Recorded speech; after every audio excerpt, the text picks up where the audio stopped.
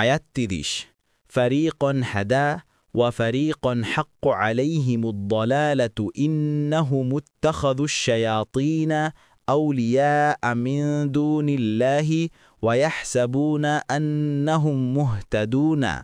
অনুবাদ: এক দলকে তিনি হিদায়াত করেছেন আর অপর দল তাদের উপর পথভ্রান্তি নির্ধারিত হয়েছে।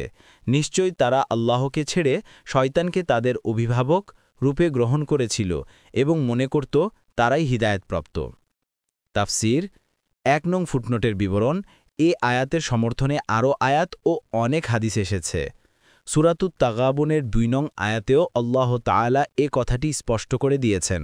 এটা তাকদীরের সাথে সংশ্লিষ্ট, অর্থাৎ আল্লাহ তাআলা সমস্ত মানুষকে কাফের ও মুমিন এই ২ ভাগে ভাগ করেছেন, কিন্তু মানুষ জানে না সে কোন ভাগে।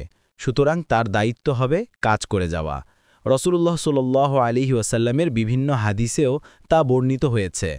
রাসূলুল্লাহ সাল্লাল্লাহু আলাইহি ওয়াসাল্লাম বলেন, তোমাদের কেউ কেউ এমন কাজ করে যা বাহ্যিক দৃষ্টিতে সে জান্নাতের অধিবাসী, অথচ সে জাহান্নামী, কারণ মানুষের সর্বশেষ কাজের উপরই তার হিসাব নিকাশ হয়। বুখারীতে আছে ২৮৯৮, ৪২০২, মুসলিমে ১১২, আহমদের ৫/৩৩৫। অন্য হাদিসে আছে, প্রত্যেক বান্দা পুনরুত্থিত হবে সেটার উপর যার উপর তার মৃত্যু হয়েছে। মুসলিমে আছে ২৮৮। ২ নং ফুটনোটের বিবরণ।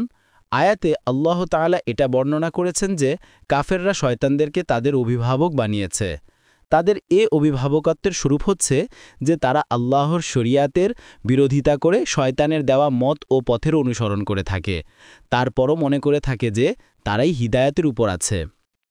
অন্য আয়াতে যারা এ ধরনের কাজ করবে তাদেরকে সবচেয়ে ক্ষতিগ্রস্ত বলে ঘোষণা করা হয়েছে। বলুন, আমরা কি তোমাদেরকে সংবাদ দেব কাজে বিশেষ ক্ষতিগ্রস্তদের?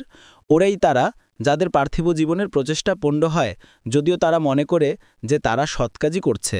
সূরাতুল কাহাফের ১০৩ এবং ১০৪ নম্বর আয়াত। মূলত শরীয়তের বিধিবিধান সম্পর্কে মূর্খতা ও অজ্ঞতা কোনো স্থায়ী ওজন নয়। যদি কেউ ভ্রান্ত পথকে বিশুদ্ধ মনে করে পূর্ণ আন্তরিকতা সহকারে তা অবলম্বন করে, তবে সে আল্লাহর কাছে ক্ষমার যোগ্য নয়। কেননা আল্লাহ তাআলা প্রত্যেককে চেতনা, ইন্দ্রিয় এবং জ্ঞানবুদ্ধি এজন্যই দিয়েছেন যাতে সে তা দ্বারা আসল ও মেকে ও অশুদ্ধ ও শুদ্ধকে চিনে নেয়। অতঃপর তাকে এ জ্ঞানবুদ্ধির উপরই ছেড়ে দেননি। নবী প্রেরণ করেছেন এবং গ্রন্থ নাজিল করেছেন। এসবের মাধ্যমে শুদ্ধ ও ভ্রান্ত ও সত্য ও মিথ্যাকে পুরোপুরিভাবে ফুটিয়ে তুলেছেন।